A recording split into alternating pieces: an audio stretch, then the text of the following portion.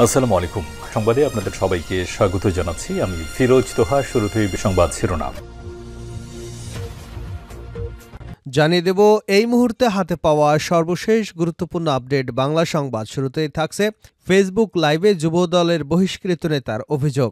যুবদল নেতার সহযোগিতায় ভারতে পালিয়েছেন ওবায়দুল কাদের। আওয়ামী লীগের সাধারণ সম্পাদক ওবায়দুল কাদেরকে ভারতে পালিয়ে যেতে সহযোগিতা করেছে যশোর জেলা যুবদলের সাধারণ সম্পাদক আনসারুল হক রানা। ফেসবুক লাইভে এসে এমন অভিযোগ করেছেন সংগঠনটির বহিষ্কৃত প্রচার সম্পাদক এস্কিন্দার আলী জনি। এবারে জানাবো টিউলিপ জয়সহ শেখ পরিবারের 7 সদস্যদের ব্যাংক হিসাব তলব।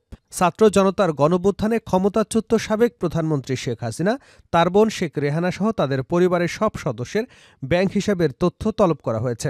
শেখ হাসিনার পাশাপাশি তার মেয়ে সাইমা ওয়াজেদ হোসেন পুতুল, ছেলে সজীব আহমেদ জয়ের ব্যাংক হিসাবের তথ্য চাওয়া হয়েছে। এছাড়া শেখ রেহানার ছেলে রাদন মুজিব, 2 মেয়ে টিউলিপ রিজওয়ানা সিদ্দিক এবং আজমিনা সিদ্দিকের ব্যাংক হিসাবের তথ্য তলব করা হয়েছে। জানাবো বাংলাদেশকে কাছে চায় চীন। ভূরাজনীতিতে নিজেদের অবস্থান দৃঢ় করতে বৈশ্বিক উন্নয়ন উদ্যোগ বাস্তবায়ন করতে চায় চীন। ক্ষমতাচ্যুত হাসিনা সরকারের সময় এই উদ্যোগে যুক্ত হতে ঢাকাকে আমন্ত্রণ জানায় বেইজিং। চলতি 20 জানুয়ারি 4 দিনের সফরে বেইজিংয়ে যাচ্ছেন পররাষ্ট্র উপদেষ্টা মোহাম্মদ তৌহিদ হোসেন। বাংলাদেশকে কাছে পেতে এই সফরে ডিজিআই ইস্যুতে জোর দিতে পারে বেইজিং। এদিকে ঢাকা ছাড়লেন বেগম খালেদা জিয়া।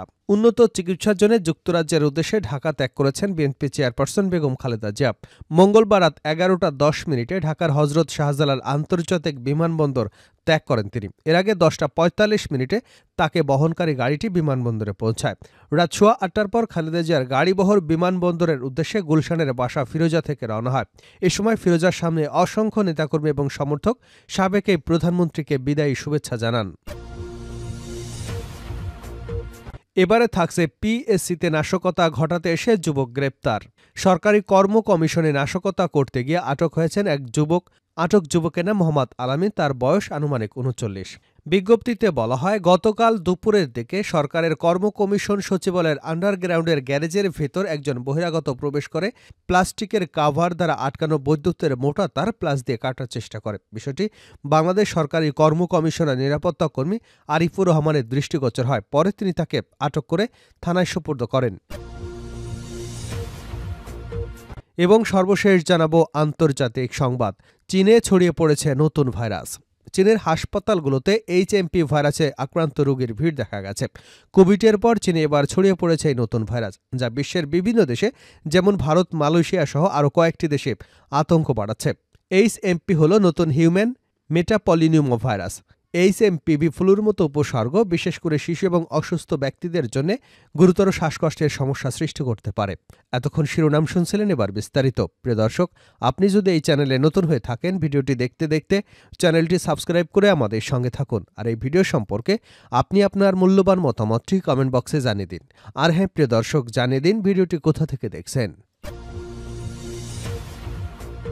যুবদল নেতার সহযোগিতায় ভারতে পালিয়েছেন ওবায়দুল কাদের। আওয়ামী লীগের সাধারণ সম্পাদক ওবায়দুল কাদেরকে ভারতে পালিয়ে যেতে সহযোগিতা করেছে যশোর জেলা যুবদলের সাধারণ সম্পাদক আনসারুল হক রানা। ফেসবুক লাইভে এসে এমন অভিযোগ করেছেন সংগঠনটির বহিষ্কৃত প্রচার সম্পাদক এস্কিন্দার আলী জনি।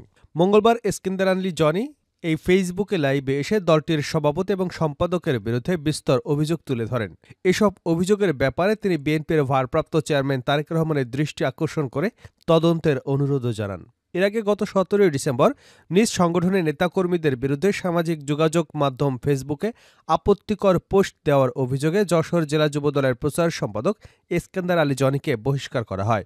অভিযোগের বিষয়ে যশোর জেলা যুবদলের সাধারণ সম্পাদক আনসারুল হক রানা বলেন, জরির অভিযোগ হাস্যকর।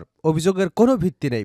স্বৈরাচার হাসিনা এবং ওবায়দুল কাদের কবে কিভাবে পালিয়েছে দেশের গোয়েন্দা সংস্থা সেগুলো তদন্ত করবে।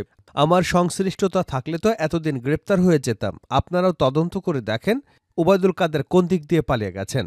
একজন একটা কথা বললেই তো আর হবে না। এতদিন ধরে রাজনীতি করলাম, দেখেন আমি কোনো অনিয়মের সঙ্গে জড়িত কিনা। শুধু আমাকে নয়, যুবদলের প্রেসিডেন্টের নামেও অভিযোগ করেছেন। দীর্ঘদিন ধরে জনি এসব বলে আসছে। সে সুস্থ নয়, সে একজন বিতর্কিত কর্মকাণ্ডের জন্য এসকেন্দার আলী জনিকে বহিষ্কার করা হয়েছে। ফেসবুক লাইভে ২৭ মিনিটের ভিডিওতে যশোর জেলা যুবদলের বহিষ্কৃত প্রচার সম্পাদক এসকেন্দার আলী জনি অভিযোগ করেন, যশোর ক্যান্টনমেন্টে লুকিয়েছিলেন বাংলাদেশ আওয়ামী লীগের সাধারণ সম্পাদক ওবায়দুল কাদের। ৫ তারিখের পর তাকে ভারতে পালাতে সাহায্য করেছে যশোর জেলা যুবদলের সাধারণ সম্পাদক আনসারুল হক রানা। কিছুদিন আগে সিঙ্গাপুরে গিয়েছিলেন যশোরের জেলা যুবদলের সাধারণ সম্পাদক। বেনাপোলের পুটখালি গোল্ড নাসিরের সাথে টাকা ভাগাভাগি হয়েছে। তিনি আরও বলেন, ঘাট শহীদকে ধরলে তথ্য পাওয়া যাবে। শুধু ওবায়দুল কাদের নয়, আওয়ামী লীগের বহু নেতাকে ভারতে পালিয়ে যেতে সাহায্য করেছে যশোর যুবদলের সাধারণ সম্পাদক আনসারুল হক রানা। টিউলিপ জয়সহ শেখ পরিবারের ৭ সদস্যের ব্যাংক হিসাব তলব। ছাত্র জনতার অভ্যুত্থানে ক্ষমতাচ্যুত সাবেক প্রধানমন্ত্রী শেখ হাসিনা, তার বোন শেখ রেহানা সহ তাদের পরিবারের সব সদস্যের ব্যাংক হিসাবের তথ্য তলব করা হয়েছে। শেখ হাসিনার পাশাপাশি তার মেয়ে সাইমা ওয়াজেদ পুতুল, ছেলে সজীব ওয়াজেদ জয়, তাদেরও ব্যাংক হিসাবের তথ্য চাওয়া হয়েছে। এছাড়া শেখ রেহানার ছেলে রাদওয়ান মুজিব সিদ্দিক, ২ মেয়ে টিউলিপ রেজওয়ানা সিদ্দিক এবং আজমিনা সিদ্দিকের হিসাবের তথ্য চাওয়া হয়েছে। বাংলাদেশ ব্যাংকের আর্থিক গোয়েন্দা বিভাগ, বাংলাদেশ ফিনান্সিয়াল ইন্টেলিজেন্স ইউনিট চলতি সপ্তাহে বাংলাদেশ ব্যাংক এবং আর্থিক প্রতিষ্ঠানের কাছে সংক্রান্ত নির্দেশনা পাঠিয়েছেন। লেনদেন তলব করবার এই নির্দেশের ক্ষেত্রে মানি লন্ডারিং প্রতিরোধ বিধিমালা সংশ্লিষ্ট ধারা প্রযোজ্য হবে বলে বিএফআইইউ এর চিঠিতে বলা হয়েছে। চিঠিতে তলব করা ব্যক্তিদের নাম, জাতীয় পরিচয়পত্র এ সংক্রান্ত তথ্য দেওয়া হয়েছে। জানা গেছে, শেখ হাসিনা, শেখ রেহানা, তাদের পরিবারের সদস্যরা কোনো ধরনের আর্থিক অপরাধের সঙ্গে জড়িত ছিলেন কিনা তা খতিয়ে দেখতেই এই ৭ জনের ব্যাংক হিসাব তলব করা হয়েছে। যুক্তরাজ্যের ক্ষমতাসীন লেবার পার্টি থেকে নির্বাচিত পার্লামেন্ট সদস্য টিউলিপ সিদ্দিক বর্তমানে একজন কনিষ্ঠ মন্ত্রীর দায়িত্ব পালন করছেন। ব্রিটিশ সংবাদ মাধ্যম ফিনান্সিয়াল টাইমসের এক প্রতিবেদনে বলা হয়েছে, যুক্তরাজ্যের রাজধানী লন্ডনে টিউলিপ সিদ্দিককে একটি ফ্ল্যাট দিয়েছিলেন আব্দুল মুতালিব নামের একজন আবাসন ব্যবসায়ী। তবে টিউলিপ সিদ্দিক ওই ফ্ল্যাটের বিনিময়ে কোনো অর্থ পরিশোধ করতে হয়নি। ক্ষমতাচ্যুত শেখ হাসিনার ঘনিষ্ঠ ব্যক্তিদের সঙ্গে যোগাযোগ ছিল ওই ব্যবসায়ীর। বিনামূল্যে ফ্ল্যাট হস্তান্তরের তথ্য পাওয়া গেছে যুক্তরাজ্যের ভূমি নিবন্ধন সংক্রান্ত নথিতে। এছাড়া সানডে টাইমসের প্রতিবেদনে বলা হয়েছে, টিউলিপ সিদ্দিক উত্তর লন্ডনের হ্যামস্টেড এলাকায় একটি ফ্ল্যাটে বসবাস করতেন, যেটি তার পরিবারকে দিয়েছেন তার খালা শেখ হাসিনার একমাত্র মিত্র। হ্যামস্টেডের ফিনচলে রোডের ওই বাড়ি টিউলিপের বোন আজমিনাকে বিনামূল্যে দেওয়া হয়েছিল বলে প্রতিবেদনে জানানো হয়েছে। শেখ হাসিনা বর্তমানে ভারতে অবস্থান করছেন। অন্যদিকে টিউলিপ সিদ্দিক নিজের বিরুদ্ধে ওঠা অভিযোগ তদন্তের আহ্বান জানিয়েছে যুক্তরাজ্যের প্রধানমন্ত্রীর উপদেষ্টা ইন্ডিপেন্ডেন্ট অ্যাডভাইজার অব মিনিস্ট্রিয়াল স্ট্যান্ডার্ডসের। বাংলাদেশকে কাছে চায় চীন। ভূরাজনীতিতে নিজেদের অবস্থান দৃঢ় করতে বৈশ্বিক উন্নয়ন উদ্যোগ বাস্তবায়ন করতে চায় চীন। ক্ষমতাচ্যুত হাসিনা সরকারের সময় এই উদ্যোগে যুক্ত হতে ঢাকাকে আমন্ত্রণ জানায় বেইজিং। চলতি ২০শে জানুয়ারি ৪ দিনের সফরে বেইজিং যাচ্ছেন পররাষ্ট্র উপদেষ্টা মোহাম্মদ তৌহিদ হোসেন। বাংলাদেশকে কাছে পেতে এই সফরে ডিজিআই ইস্যুতে জোর দিতে পারে বেইজিং। মূলত বিশ্ব রাজনীতি নিয়ন্ত্রণের অংশ হিসেবে আন্তর্জাতিক অঙ্গনে চীন তাদের নেতৃত্বে বেশ কিছু উদ্যোগ বাস্তবায়ন করছে। এর মধ্যে জিএসআই এবং জিডিআই অন্যতম। এর আগে ২০১৬ সালে চীনের বেল্ট অ্যান্ড রোড উদ্যোগে যোগ দিয়েছে বাংলাদেশ। এখন ডিজিআই উদ্যোগে যোগ দিলে বাংলাদেশ চীন থেকে উন্নয়ন সহযোগিতা পাবে। এতে উন্নয়ন সহযোগিতার পাশাপাশি চীনের সঙ্গে রাজনৈতিক সম্পর্ক আরও ঘনিষ্ঠ হবার সুযোগ সৃষ্টি হবে। বাংলাদেশ চীন দুদেশের মধ্যে ঘনিষ্ঠ সম্পর্ক বিদ্যমান। কূটনৈতিক সূত্রে জানা গেছে, চীন অনেক আগে থেকেই তাদের কর্তৃত্ব, বৈশ্বিক নিরাপত্তা উদ্যোগ এবং বৈশ্বিক উন্নয়ন উদ্যোগে যোগ দেওয়ার জন্য বাংলাদেশকে আমন্ত্রণ জানায়। তবে বিগত হাসিনা সরকারের আমলে ঢাকা বেইজিংকে জানায় এই মুহূর্তে জিএসআইতে যোগ দেওয়া সম্ভব নয়। জিডিআই নিয়ে ঢাকা আরও পর্যবেক্ষণ করতে চায়। এর মধ্যে জিডিআই সংক্রান্ত সব নথি বেইজিং ঢাকার সঙ্গে শেয়ার করেছে। এসব উদ্যোগের মধ্য দিয়ে যে আন্তর্জাতিক অঙ্গনে নিজেদের পরিধি আরও শক্তিশালী করবার এবং অন্যদের উপর নিয়ন্ত্রণ প্রতিষ্ঠার চেষ্টা চলছে তা কারোরই অজানা নয়। তাই এসব উদ্যোগে ভেবেচিন্তে পা ফেলতে চায় ঢাকা।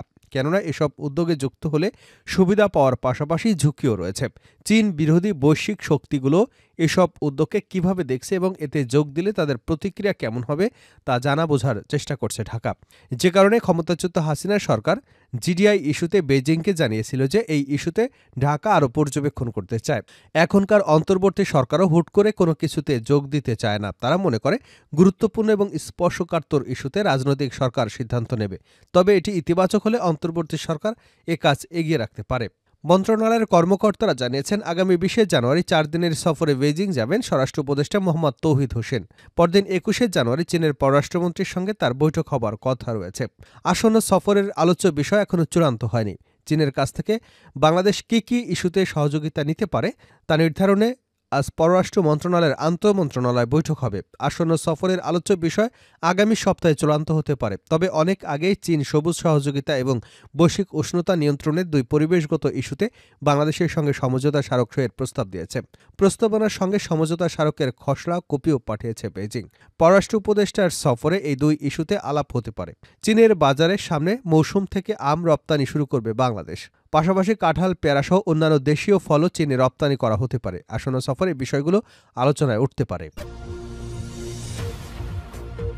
শেষ করছে আন্তর্জাতিক সংবাদ দিয়ে। চীনে ছড়িয়ে পড়েছে নতুন ভাইরাস। চীনের হাসপাতালগুলোতে এইচএমভি ভাইরাসে আক্রান্ত রোগীদের ভিড় দেখা গেছে। কোভিডের পর চীন এবার ছড়িয়ে পড়েছে এই নতুন ভাইরাস, যা বিশ্বের বিভিন্ন দেশে যেমন ভারত, মালয়েশিয়ার আরও কয়েকটি দেশে আতঙ্ক ছড়াচ্ছে। এইচএমপি হল হিউম্যান মেটাপনিউমা ভাইরাস। এইচএমপিভি ফ্লুর মতো উপসর্গ, বিশেষ করে শিশু এবং অসুস্থ ব্যক্তিদের মধ্যে গুরুতর শ্বাসকষ্টের সমস্যা সৃষ্টি করতে পারে। করোনা ভাইরাসের সঙ্গে এইচএমভি ভাইরাসের অনেকখানি মিল পাওয়া যাচ্ছে। উপসর্গ অনেকটা একই ধরনের মতো। এর উপসর্গ হলো জ্বর, সর্দি, কাশি, গলা ব্যথা, নাক দিয়ে পানি পড়া, পেট খারাপ হওয়া। মূলত এ ধরনের সমস্যাই দেখা যায়। তবে রোগীদের শ্বাসকষ্ট হলে তা গুরুতর অবস্থার ইঙ্গিত দেয়। শিশু এবং বয়স্কদের মধ্যে এইচএমভি ভাইরাসে আক্রান্ত হওয়ার ঝুঁকি বেশি। এছাড়া যাদের ইমিউনিটি কম, কিডনিতে সমস্যা আছে, অ্যাজমা অথবা সিওডিপি রোগী, ক্যান্সারে আক্রান্তদের ক্ষেত্রে ভয়ের কারণ হতে পারে এইচএমভি ভাইরাস। এইচএমভি ভাইরাস অন্যান্য শ্বাসতন্ত্রের ভাইরাসের মতোই ছড়ায়, যার মধ্যে রয়েছে হাঁচি ও কাশি থেকে নিঃসরণ, হাত মেলানো বা স্পর্শ করা, সংক্রমিত স্থানে স্পর্শ করা, তারপর মুখ ও নাক বা চোখ হাত দিয়ে স্পর্শ করা ইত্যাদি। মাস্ক পরা, ভিড় এড়িয়ে চলা, নির্দিষ্ট দূরত্ব বজায় রাখার মতো সাধারণ নিয়মকানুন একটু মেনে চলতে পারলেই এইচএমভি ভাইরাসের সংক্রমণ রোধ করা সম্ভব বলে জানাচ্ছেন চিকিৎসকরা।